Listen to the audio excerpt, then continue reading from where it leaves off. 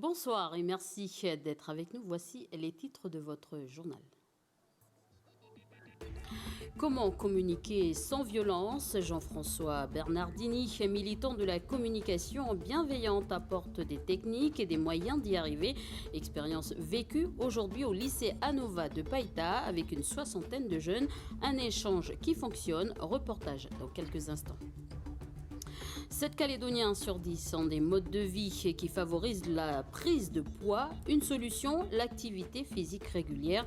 C'est ce que préconise la campagne Je bouge, je mange, je trouve mon équilibre. Elle commence aujourd'hui. Pour en parler, Dominique Megrawa, responsable médical à l'Agence sanitaire et sociale de Nouvelle-Calédonie. À 4 jours de la foire de Koumak, tous se préparent pour ce rendez-vous incontournable. C'est ce que nous allons voir cette semaine dans le feuilleton. L'un des temps forts, le rodéo. Ce soir, nous suivons Lucien du club de l'association sportive des Bull Riders lors de son entraînement à Wegwa. Mais avant de développer ces titres, fin du blocage à la tribu de Nanyoni à Païta. Les usagers de cette tribu ont manifesté ce matin contre les nouveaux horaires et les tarifs du réseau Car Sud. Ils protestent aussi à cause de l'état des routes. Une rencontre est prévue ce samedi avec la mairie et la direction de Car Sud. On reste à Païta, la non-violence, c'est le maître mot de Jean-François Bernardini, chanteur et leader du groupe corse Aïe Murvni. Il est actuellement au pays pour animer des conférences sur le sujet et c'est dans le cadre d'une démarche citoyenne qu'il a fait ce voyage pour venir à la rencontre des Calédoniens et notamment des jeunes. Ce matin, au lycée Anova de Païta, un lycée qui n'a pas été choisi au hasard car l'établissement expérimente la communication non violente avec plus d'une soixantaine de jeunes ont participé. Audrey Pouedy. Normalement, on aurait envie de lui tordre le cou. Quand vous voyez un vrai chaka, vous aurez... Mais en fait, il faut se demander, qu'est-ce qui te manque, qu'est-ce qui ne va pas? Et là, vous comprenez mieux pourquoi il est violent. Pourquoi il a... Vous voyez? Donc je vous invite surtout, il y a une espérance folle, mais il faut éduquer, ça s'apprend. Peut-être que plus tard, il y en aura parmi vous qui seront formateurs en non-violence. Je vous jure qu'il y a des besoins immenses, pas seulement ici en Nouvelle-Calédonie, dans le monde entier. Un voyage au pays de la non-violence, c'est ce qu'ont expérimenté les lycéens d'Anova. Durant 2 heures, ils ont abordé la violence sous toutes ses formes avec Jean-François Bernardini. Cause, conséquences et techniques pour y mettre fin. Un discours qui a séduit beaucoup de jeunes. Je voulais commencer par vous remercier parce que je pense que dans cette salle, on a tous été touchés par votre message. Et moi la première, et je reconnais aussi toute la violence qu'il y a autour de nous. Et je pense que ce que vous nous avez dit aujourd'hui, ça nous a permis de le reconnaître justement, même si on va peut-être pas l'admettre oralement, mais rien que le fait qu'on le dise intérieurement, c'est beaucoup, c'est un grand pas. Par exemple, moi ça m'est arrivé cette année, que même si la personne va m'insulter ou parler de mes parents, si je ne tape pas la personne, ça ne veut pas dire que ça ne m'atteint pas ce qu'elle me dit. Mais c'est juste que mes parents ils m'ont arrivé dans le droit chemin, qu'il faut respecter les gens et que, comme vous l'avez dit, qu'il ne faut pas faire aux gens ce qu'on n'aimerait pas qu'on nous fasse. Si élèves et personnel éducatif ont apprécié cette conférence, Jean-François Bernardini a particulièrement été touché par ces différents échanges avec le public calédonien en général. Je suis très sensible à ce que je ressens dans cette terre que je ne connais pas. Mais le parallèle avec la Corse, il y a des évidences. Et je ressens ici à la fois une force, un caractère, une souffrance aussi, des tensions. Et la première question que pose la non-violence, c'est d'où vient la souffrance. Et je peux vous dire que les quelques expériences que nous venons de vivre sont prometteuses de manière incroyable. Jean-François Bernardini aura sensibilisé près de 500 élèves calédoniens, et ce, en l'espace de 4 jours. De la prévention à la gestion du risque requin, c'est le thème autour duquel se sont réunis ce matin une centaine de scientifiques, professionnels, usagers de la mer, membres d'associations et d'autres personnalités locales. L'objectif est de créer un espace de travail et de production collective, des ateliers organisés en concertation avec les associations environnementales, Calédo Clean, WWF, Sea Shippers et SOS Mangrove. La restitution des travaux aura lieu demain.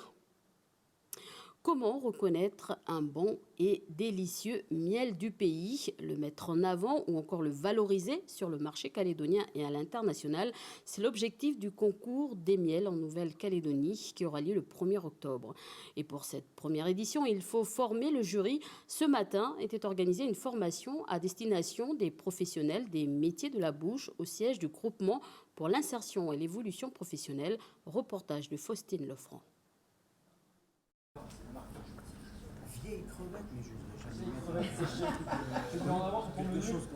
C'est quoi la saveur? Une odeur de crevette. Un miel rond et gourmand. Un goût amer ou rappelant un médicament. Des mots que les participants ont ajoutés à leur vocabulaire ce matin pour décrire les différents miels présentés. 4 miels étaient à l'honneur, en provenance de la côte ouest, de Lifou, de Marais ou encore de Tomo. Chefs cuistots, sommeliers et autres professionnels ont préféré un miel bien différent de celui du consommateur lambda.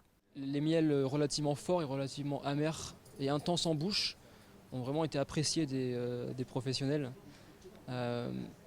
Souvent, quelque part, un consommateur ou le grand public va préférer des miels qui sont assez doux, assez fruités, acidulés, qui sont moins complexes en bouche, parce qu'ils ont au final un palais qui est moins développé. C'est la petite différence avec aujourd'hui, quoi. Différencier un miel de mangrove d'un miel de forêt ou encore d'un miel de littoral, exercice pas facile, et pourtant, c'est ce qu'ont dû réaliser les étudiants en cuisine, également invités à la formation. Une préférence? Oui, c'est le miel de Niaouli. Je sais pas, il est doux. Comparé aux autres, les autres sont un peu amers. La Nouvelle-Calédonie se démarque dans sa production de miel, avec des médailles d'or gagnées 2 années de suite au Salon de l'Agriculture. Avec une consommation de 620 grammes par an et par personne, les Calédoniens sont parmi les plus grands consommateurs de miel dans le monde. Parlons santé à présent, 7 Calédoniens sur 10 ont des modes de vie qui favorisent la prise de poids, car déséquilibre alimentaire ou manque d'activité sportive.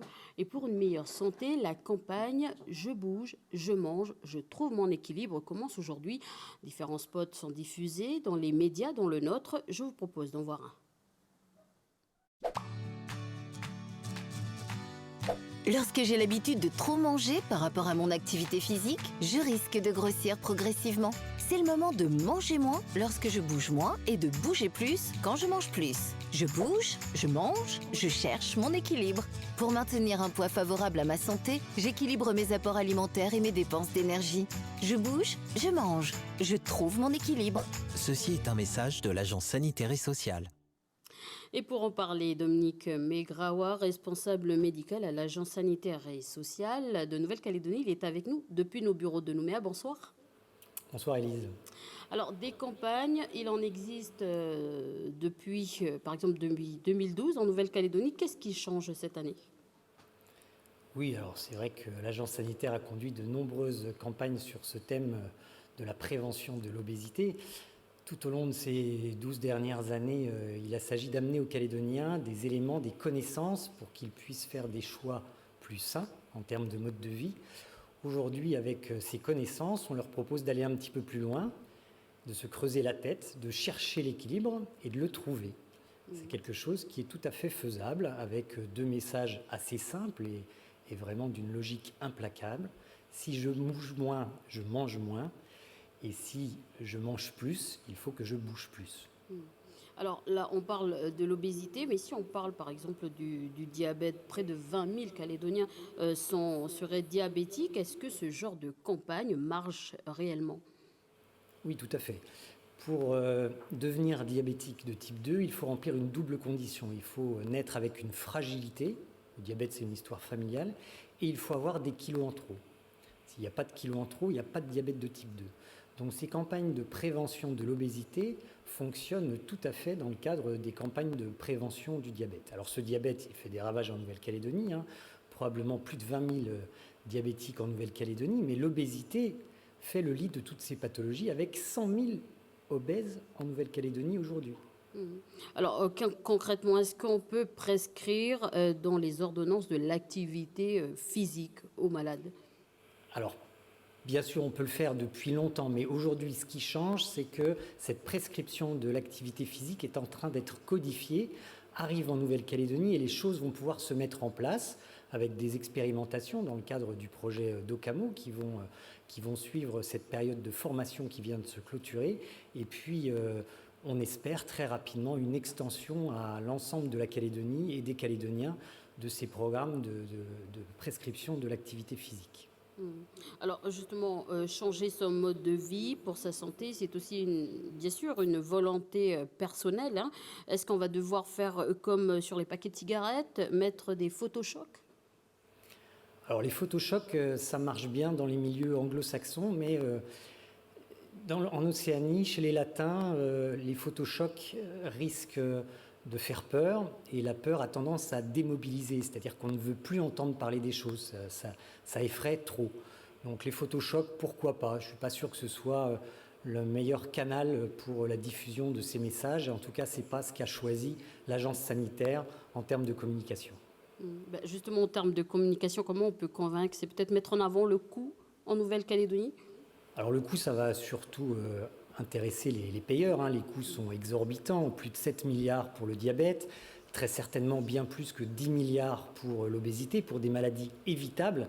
C'est catastrophique. Pour le tout à chacun, c'est la santé, le bien-être qui doivent les guider vers la recherche d'une meilleure santé, en mangeant plus équilibré, en bougeant plus au quotidien. Année après année, on donne aux Calédoniens des astuces pour mettre tout ça en place dans leur quotidien. Aujourd'hui, on voudrait stabiliser les chiffres de cette surcharge pondérale, de l'obésité, et puis certainement voir diminuer l'obésité infantile. Alors là, les spots passent en télévision ou dans les radios, mais est-ce que vous allez justement sillonner le pays pour faire passer le message? Alors bien entendu, à l'agence sanitaire, on travaille en trans et en multidisciplinaire. On a de très nombreux partenaires, au moins une trentaine, et chacun va décliner à son échelon cette campagne, comme les campagnes précédentes, et va mettre en place dans son lieu de travail, dans sa stratégie sur le terrain, dans son lieu de vie, des actions de terrain qui seront portées au plus près des Calédoniens. Donc le message aux Calédoniens, c'est quoi ce soir? Mangez moins, mangez mieux, bougez plus, c'est bien ça, hein? Oui, bien entendu. Le message principal, c'est qu'on peut vraiment agir à son niveau propre pour être en meilleure santé avec des petites choses réalisées en termes d'alimentation, en termes d'activité physique dans son quotidien. Merci Dominique Negro d'avoir accepté notre invitation ce soir. Avec plaisir, Élise.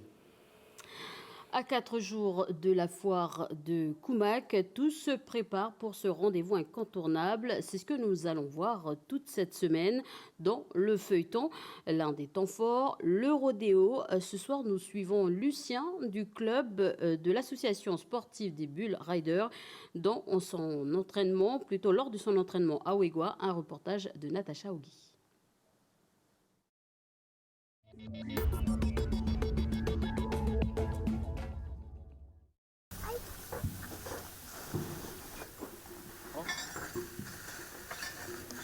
Lucien, originaire de Koumak, fait ce matin un entraînement particulier. Il s'exerce sur un fût.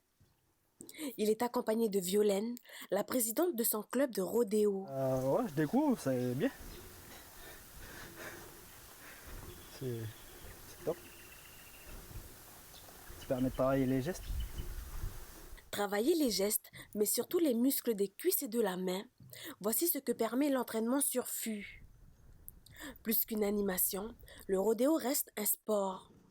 Chaque rodéomène doit s'entraîner avant chaque compétition.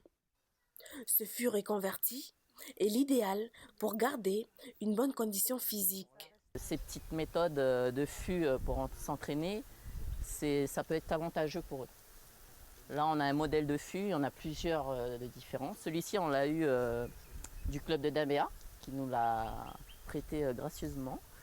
Et ils ont eu le modèle via les formateurs australiens, qu'on a eu 2 fois de suite. Ils nous ont donné le modèle et du coup, grâce à cela, on a pu faire un fût adapté pour nos rodéomènes. Le club de rodéo de Violaine et de Lucien regroupe particulièrement les rodéomènes de l'extrême nord, Ouégoua, Koumak, Puebo, mais aussi d'autres communes comme Poya et Bouraï. Le rodéo de la foire de Koumak reste pour eux le rendez-vous le plus attendu.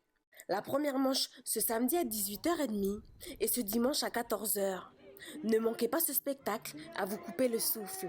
Allez, pique-moi ça. Allez, Kylian. Voilà, demain, nous allons retrouver Balou, le roi agriculteur de la commune de Koumak. Il se prépare lui aussi pour la foire. Il a des soucis avec sa récolte. Nous allons le voir demain dans le feuilleton de la semaine. Eux vont devoir attendre l'an prochain pour la récolte. Les enfants des écoles publiques de Kanala apprennent à planter les différentes variétés d'igname.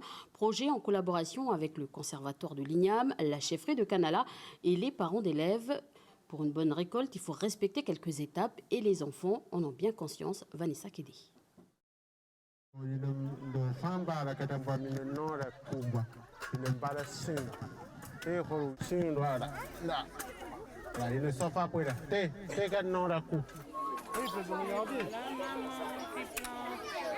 Après que le chef et la représentante des mamans aient planté leur igname, place aux enfants. À planter la première igname de l'école Jardin d'école.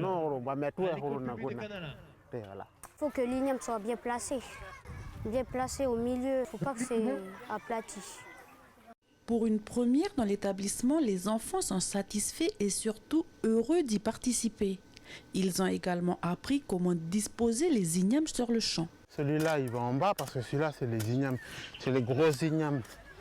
Les gros ignames. Ça, c'est pas les ignames chefs. L'igname chef, ça part en haut, sur la ligne centrale. Les ignames qui ne font pas partie des ignames chefs, on les plante sur les côtés.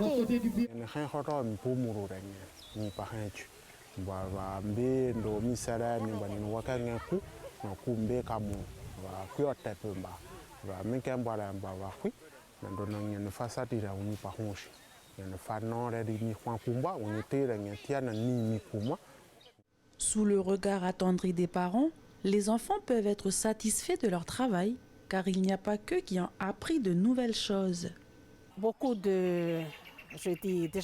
d'émotions, parce que voilà, vis-à-vis d'autres enfants, ils ne connaissent pas. Mais vis-à-vis aussi d'autres parents qui viennent aussi, ils prennent aussi connaissance des autres variétés qu'ils ne plantent pas aussi dans les tribus. Demain, ça sera au tour des élèves de l'école publique de Naketi d'apprendre à planter leur jardin d'école. Du football à présent, regardez cette image. Le tirage au sort des quarts de finale de la Coupe de Calédonie 2019 vient d'avoir lieu au siège de la Fédération de football. Et regardez ce premier choc dès les quarts de finale. Les deux finalistes de l'édition 2018 s'affrontent. Yingen Sport AS Magenta. Donc on peut voir également l'OSI rencontrera Dimbéa FC, l'AS Mondor, l'ES Wachele et Tigasport va rencontrer l'AS Wedge. Voilà des matchs que vous avez, les premiers matchs, vous avez pu les suivre sur notre antenne. Voilà pour l'affiche des quarts de finale pour la Coupe de Calédonie. Et pour les fans de Kassav, il reste encore des places pour le concert du groupe Un Show qui va se dérouler le 11 octobre à l'Arène du Sud de Païta. Le groupe fête ses 40 ans cette année. Écoutons un extrait.